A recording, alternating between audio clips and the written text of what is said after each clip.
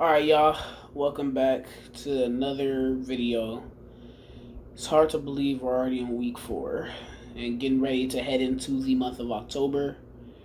Uh, Besides all that, let's get right into these predictions. First things first, on Thursday Night Football, you got the Detroit Lions taking on the Green Bay Packers in Lambeau Field. The Packers coming off of an upset win against the New Orleans Saints, who were up 17-0 and scored 18 straight points in that fourth quarter.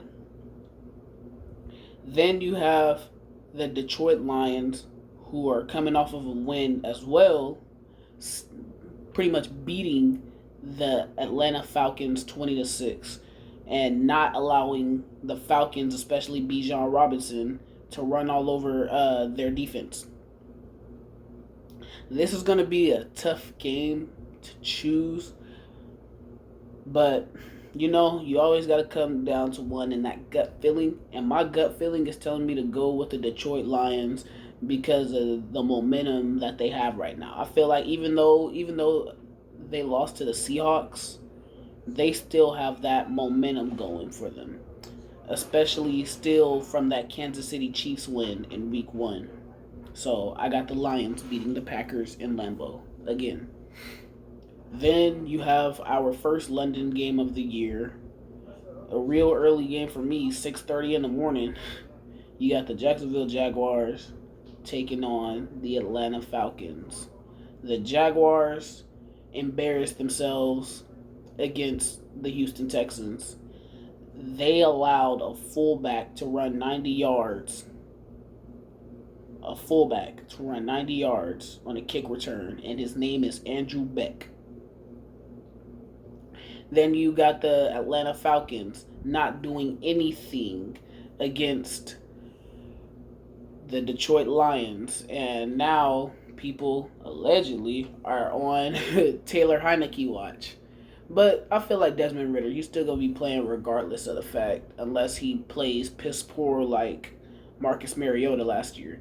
But I got the Jacksonville Jaguars bouncing back. The offense should get going. Their defense is better than the Falcons, and I can tell you that for sure. And if it turns out to be one of those games where the offense is still struggling, that defense will take over because they show a lot of flashes, and they show that they can do that. Then you have the Indianapolis Colts hosting the Los Angeles Rams. The Colts coming off of impressive win against the Baltimore Ravens. Then you also have the LA Rams, who pretty much, oh man, it was too little too late for them. They lost to the Cincinnati Bengals. Whew. Hopefully LA can get it together. And honestly, this seems like a pretty much of a trap game, but the Rams should win, especially they still got Aaron Donald on defense. And the way Puka Nacua and Tutu Atwell been playing, the Rams should definitely win this. If they don't, then I'm not mad at it. They in my division. But besides all that, I got the Rams winning this game. And I feel like down the road later on this year, they will be a sneaky wild card. They'll be a sneaky wild card team, probably the 5th or 6th seed. I'm calling it right now. Then you got the Baltimore Ravens heading to Cleveland to take on the Browns. The Browns, they demolished the Tennessee Titans, like I mentioned last video, stopping Derrick Henry, only holding him for 20 yards on 11 rushes. Then you got the Baltimore Ravens, who pretty much shot themselves in the foot, doodling, playing around with the Indianapolis Colts. Then one bad call allegedly cost them, when they definitely should have played better. But for this game, I'm going to choose the Cleveland Browns based off the way their defense has been playing, and also the Baltimore Ravens suffering mad injuries right now. They got a lot of injuries, and it is just crazy. This is just like the last couple of years. They've been injured left and right. It's like they can never catch a break. But I got the Browns. Then you have a battle between two 0-3 teams looking for their first win this week. You have the Minnesota Vikings traveling to Carolina to take on the Panthers. The Panthers put up a good fight against the Seahawks, but it was pretty much too little too late. Then you got the Minnesota Vikings who completely, like, whether they won or lost that game against the Chargers, there's nothing to be proud about because both teams were trying to sell. Shoot. I'm going to have to take the Vikings on this one due to the fact that I feel like Kirk Cousins will finally get his break. He's been playing good all season long so far, but I feel like this game is where he gets his break. So I have the Vikings beating the Panthers. Then you have a rematch of the 2021 divisional round between the Cincinnati Bengals and the Tennessee Titans. The Bengals coming off of a win against the Los Angeles Rams where they avenged their Super Bowl loss. Then you have the Tennessee Titans just getting smacked up left and right by the Cleveland Browns, being held to 3 points. I have the Bengals winning this one. I feel like Joe Burrow will get back into form and not look sluggish and sloppy, and he'll actually look like Joe Cool or Joe Shiesty, what people were calling him the past couple of years.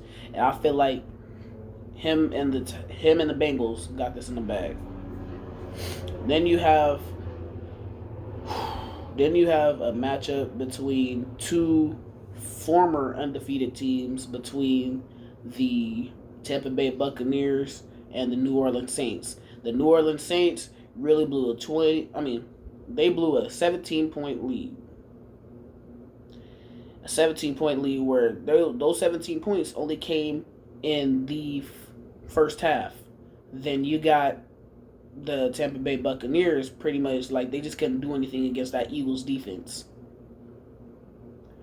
Personally, because from what I saw and the way New Orleans could not operate without Derek Carr, I am taking the Tampa Bay Buccaneers to go into New Orleans and get that dub. Because the way the Bucs offense, like, really because of one person, like, sometimes I don't understand that with certain teams. Like, they fold and fall apart just because one person. I mean, I would get it if it's the NBA, but it's the NFL. But that's neither here nor there. I got Tampa Bay winning. Then you have the best game of the week so far on this slate, which is surprisingly an early game. You got the Buffalo Bills hosting the Miami Dolphins. The Bills just straight up dog walked the Commanders, beat them 37-3. Then speaking of dog walking, the Dolphins did that to the Broncos times 10. It was just not looking good for the Broncos at all. This should be a close and highly contested game. If I had to put my money on it, I would say the Bills will win this game only because it's in Buffalo, and this time it's not. This time they're not in Miami like last year with this early season matchup because a lot of people were cramping on the Buffalo side. But I got the Bills winning this one easily. Well, not easily, in a very close game. But speaking of, man, this game right here is about to be peak when it comes to terrible football being played. You got the Chicago Bears hosting the Denver Broncos. Like I just mentioned, the Broncos got 70 dropped on their head top, lost by 50 points. Then you got the Bears. I mean, the Bears are the Bears. The Bears are who we thought they were. Bears fans are awfully quiet now. They lost to the Kansas City Chiefs 41-10. I mean, honestly, I'm gonna keep this short and sweet. I got the Broncos winning because the Bears offense is just like horse poop. No pun intended, but that's neither here nor there. I got the Broncos winning. Then you have an NFC East matchup between the Philadelphia Eagles and the Washington Commanders. The Commanders got absolutely smacked, dog walked, thrown in the mud by the Buffalo Bills.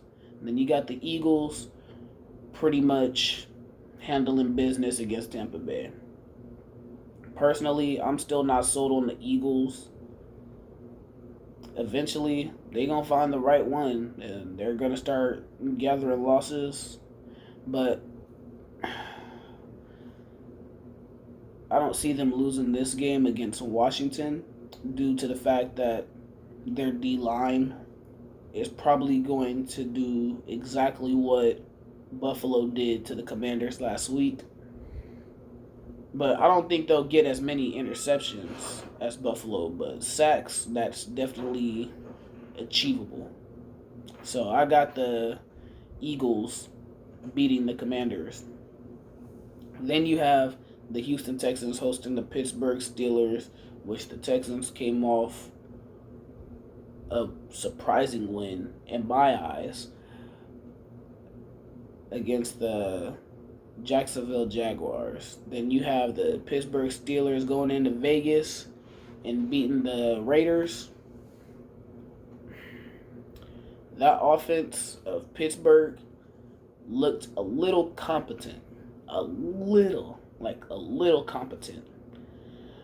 And that was mainly thanks in part to Jimmy Garoppolo just out here giving donations and gifts. Then the Texans was just like, they dog walked Jacksonville. The Jaguars had no answers for them. But personally, this is my upset of the week. I have the Texans beating the Steelers. I don't think it's really much of an upset, but it's an upset nonetheless. I'm pretty sure the Texans aren't even favored to win this game. But I got the Texans beating the Steelers, mainly because CJ Stroud is really starting to show that he is that guy. Something I wish Anthony Richardson can do, but that man is injured. So Texans beating Pittsburgh. Then you have an AFC West matchup between the Los Angeles Chargers and the Las Vegas Raiders. The Raiders just coming off of a terrible loss to the Pittsburgh Steelers. And honestly, I don't even know if Jimmy Garoppolo is going to play this game because they're talking about how he was questionable due to concussion protocol. Then you have the Los Angeles Chargers they wanted to give that game away so bad, but they won that game, I guess. But this is like one of those games like, yeah, you won, but at what cost? And that cost was unfortunately Mike Williams, who was out for the season with the ACL injury. Personally, due to the way they have been playing, look, as soon as Austin Eckler get back, that Chargers running game is going to come back. But the way they beat the Raiders, in which I have them beating the Raiders anyway, is having a balanced attack. Passing, throwing. They really need Austin Eckler back because that man Josh Kelly should never touch an NFL field again. That boy is terrible. Like, I don't hate dude, but come on, man. This man's stat line is crazy, looking like tour dates. So, I got the Chargers beating the Raiders. Then you got the San Francisco 49ers hosting the Arizona Cardinals. The Niners, pretty much, they handled their business with the New York Giants. Then you have the Cardinals, who pretty much shocked the entire NFL world by beating the Dallas Cowboys. Personally, I didn't see that coming, but honestly, I was quite happy it happened due to the fact that my Cowboys friend, NT Reggie, was talking a whole lot of crap. I mean, Josh Dobbs and them boys definitely not gonna do what they did. Uh, what they did to the Cowboys, they're not gonna do to us, and I wholeheartedly believe that. And I have the 49ers winning by a landslide. I feel like the defense might give up like 3 to 10 points, but other than that, I don't see anything the Cardinals are going to do. But one thing that the 49ers should be wary of is the Cardinals do like to surprise teams and jump out, and we don't want to be in like a slugfest with them at all. We need to put them away immediately. Don't give them no type of hope. And yeah, that's pretty much it. Just San Francisco better handle their business. Then, speaking of them boys, you have the Dallas Cowboys hosting New England Patriots. The New England Patriots coming off of a win, beating the New York Jets. Then you have the Cowboys coming off of a funny and most hilarious loss to the Arizona Cardinals. Honestly, I wish I could say I would choose the Patriots, but I can't choose the Patriots at all. This I'm still gonna go with the Cowboys. I feel like their defense finally had their wake up call, their reality check. Like, it's any given Sunday. And that's the main reason why I have the Cowboys beating the Patriots. But it might be a defensive slugfest anyways, because the Patriots defense ain't nothing to be like messed around with. They not finna give up like hella easy. They will fight you to the end, and that's just facts. Then you have the New York Jets hosting the Kansas City Chiefs on Sunday Night Football. Yeah, Patrick Mahomes and them boys, I don't think they're going to have their way, but it should be a close game anyway. Due to the defense. It's just, I have the Kansas City Chiefs winning this game, but Zach Wilson, man, he is just terrible. I honestly feel bad for you Jets fans, because y'all really have something going for y'all with Aaron Rodgers. But then, literally, on the first series of the season, he tears his Achilles. Jets fans, in all honesty, y'all will find better days. Y'all will have better days. Then, you have Monday Night Football between the New York Giants hosting the Seattle Seahawks. The Giants getting smacked by the 49ers. Then the Seahawks having an unimpressive win against the Carolina Panthers. Seahawks, quote unquote, Legion of Boom 2.0. Y'all are not good at all. Then, the Giants or whatever, as soon as they get Saquon Barkley back, hopefully they start looking like last year's Giants where they were competing and fighting. But the way they've been looking lately outside of that Arizona game, But as much as it hurts me to do it, I am choosing the Seattle Seahawks based on the fact that they have better talent and Daniel Jones is still wishy-washy. So I still don't trust him. But the Seahawks, they should win by a landslide. But if they don't, they don't. So yeah, that's my week 4 predictions. Like, comment, share, subscribe, and let the fam know about it. Deuces.